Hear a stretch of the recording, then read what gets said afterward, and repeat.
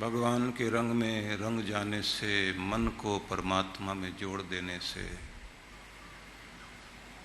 अपने प्राणों में परमात्मा की अनुभूतियां करते रहने से, चर्चाओं में भगवान को शामिल कर लेने से,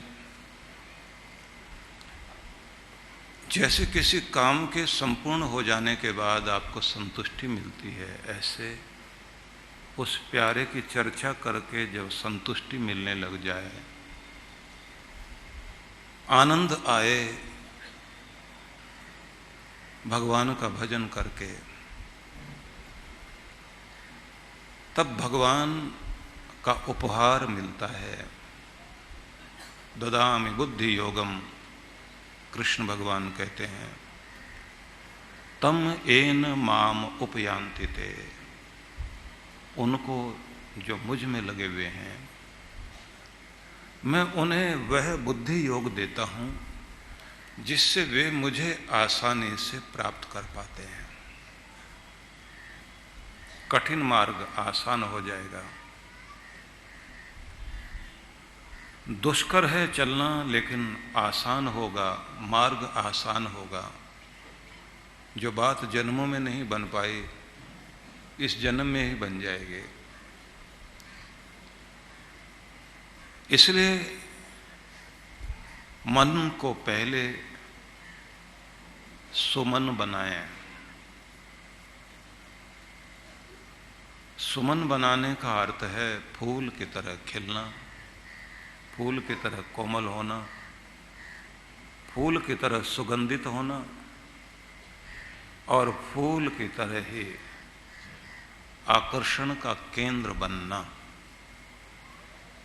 पुष्प जैसे खींच रहा है बच्चे, बूढ़े, जवान सबको अपनी ओर,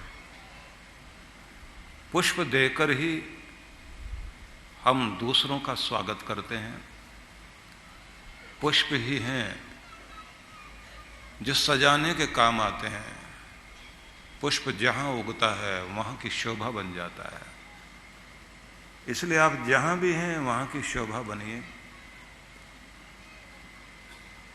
आपकी कोमलता,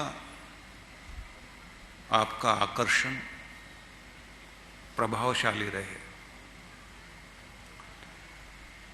बातचीत, उठना बैठना, व्यवहार, लेना देना, सब में एक आकर्षण हो जाए।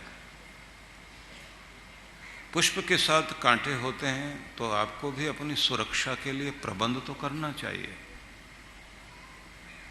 कि समाज में दुष्टता भी है, धूर्तता भी है। भला आदमी भला रहे, बुरों से प्रभावित ना हो, बुराई को दूर बनाकर रखे, दुष्टता को समझता भी हो, समझाना जानता भी हो, दुष्टता से दूर भी रहे, दुष्टता को दूर करना भी जानता हो।